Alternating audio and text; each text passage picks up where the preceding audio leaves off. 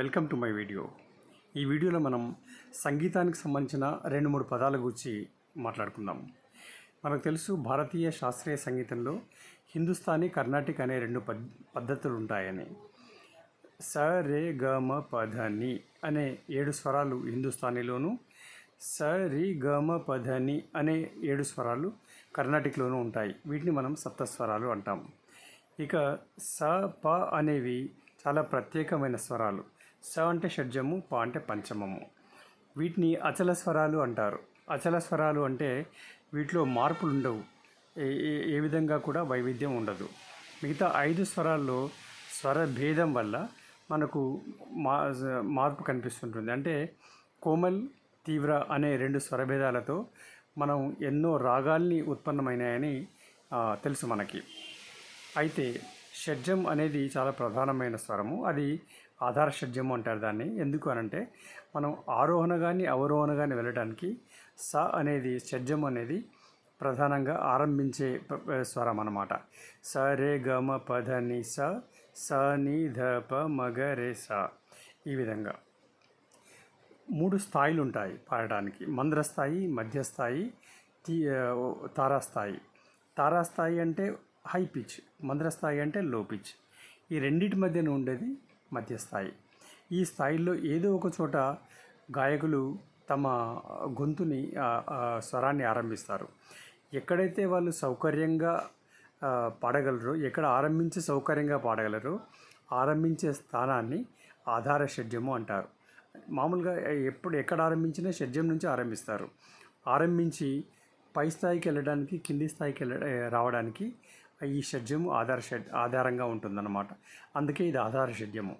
ఇక ఈ షడ్జము 7 శృతుల్లో ఉంటుంది. 7 శృతులు మనకు 7 అంకెల్లో చెప్తారు. 1 2 3 4 5 6 7 అని. ఇంకా కొంచెం విపులంగా 1 1.5, 2 2.5, 3 4 4.5, 5 5.5, 6 6.5, 7 ఇలా విపులంగా 7 + 5 మొత్తంగా 12 శృతుల్ని మనకు చెప్తారు. కొంతమంది 22 శృతులు అని కూడా చెప్తారు. కానీ శిక్షణలో మనకు 12 శృతుల వరకు నేర్పించే అవకాశం ఉంటుంది.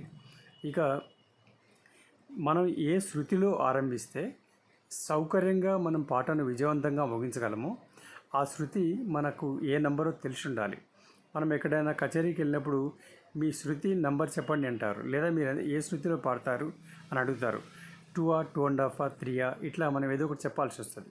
లేదా వాయిద్య పరికరం నుంచి వాళ్ళు తెలుసుకునే అవకాశం కూడా ఉంటుంది. మనం సరైన శృతిలో ఆరంభించకపోతే, సరైన శృతిలో ఆరంభించకపోయినా పాట మనల్ని ఇబ్బంది పెడుతుంది. ఉదాహరణకి, ఎలదేటి పాట చెలరేగే నాలో, చూసారా? నాలో అన్నప్పుడు నాకంత అసౌకర్యంగా ఉందో. ఎలదేటి పాట చెలరేగే నాలో, పర్లేదు. ఎలదేటి పాట చెలరేగే నాలో, చెలరేగిపోవే మధుమాసమల్లే. Okay, better. సో ఈ విధంగా మన సౌకర్యాన్ని బట్టి మనము ఏ శృతిలో పాడితే మనం పాటను సౌకర్యంగా పాడగలము అది మన శృతి. ఆ శృతి స్థానం మనకు ఆధార షడ్జం అని చెప్పొచ్చు. కాబట్టి ఆధార షడ్జం, శృతి, స్థాయి అనే ఈ 3 పదాలే మనం తెలుసుకున్నాము. Thank you for watching this video. If you like it, please subscribe and give a like. Thank you.